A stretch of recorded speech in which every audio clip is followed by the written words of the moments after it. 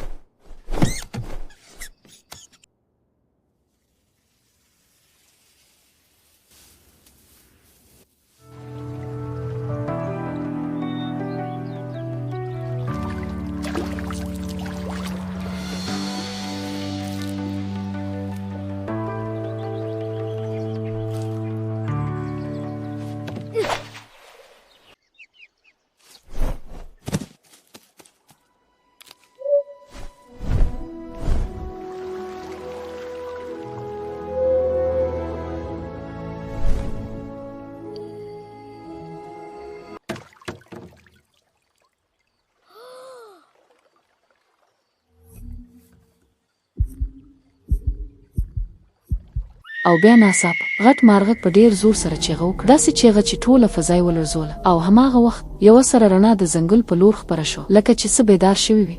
او نور مرغان ټول د تیارې نه راوتل او د هغې ونې طرف ته په چیغو چیغو را روان شو، او هر څه د یوې جګړې احساس ورکولو. خو تر ټولو لوی سوال دا و، آیا هغه به د مارغه سره ودرېږي که د دې نوي خطر سره؟ او همدلته کیسه ختمه نه ده بلکې شروع کېږي.